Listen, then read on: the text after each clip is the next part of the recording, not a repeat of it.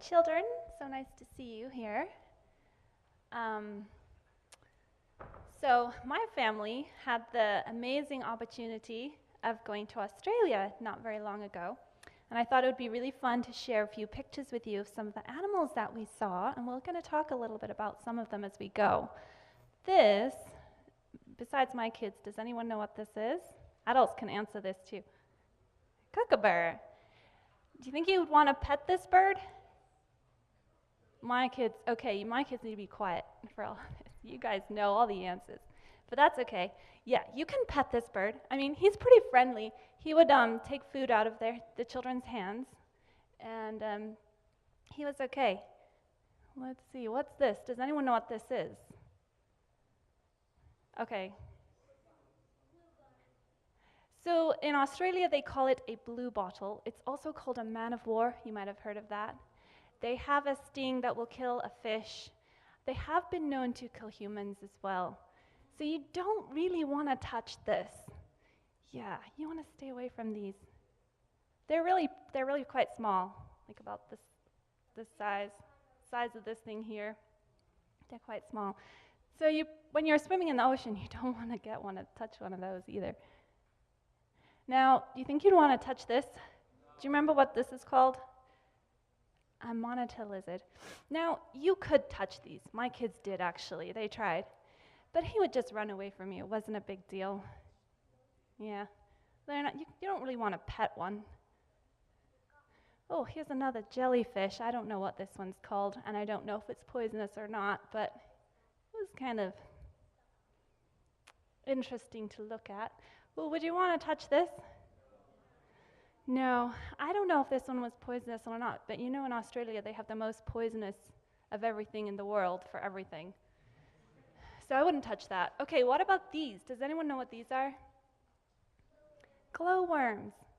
You couldn't really touch them. They were in a cave and they were pretty high up, so you just got to enjoy when it was dark, seeing their glow. That was really fun. Okay, you want to pet this?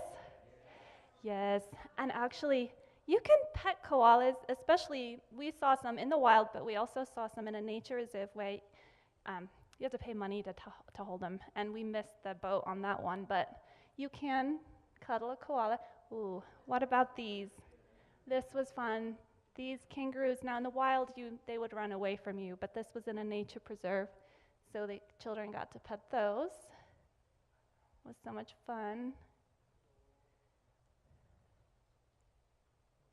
Not moving now. Anyway, maybe Joel can fix that. Okay, would you want to pet this? No, you really don't want to touch it. He was kind of creepy. I think they can bite. So we would get close to it, but be careful. So, kind of a funny looking creature. Was that an emu? Yeah. All right. And these birds, these were wild, but they were used to being fed, so they would come and eat out of your hands and sit on you. And there's a couple in the tree.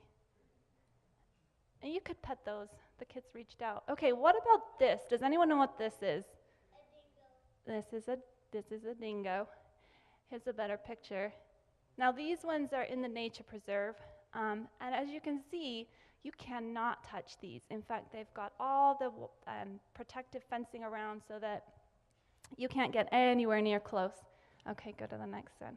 Now this is one we saw in the wild, just the back of it. It's kind of skinny, scrawny looking thing, kind of gross, kind of dingy. Do you think you would want to pet it though, based on the other picture, if you didn't know it was all fenced in? It's kind of cute, right? I mean, it looks like a dog. Looks like you could pet it. But this, you can go to that last picture. This, you would not want to pet one of these, especially your children.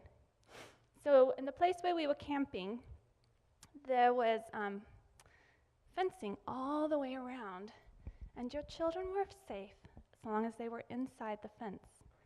And then on the outside of the fence, they kept maybe a 12-foot of mowed area all the way around the fence, so you could see what was in that section.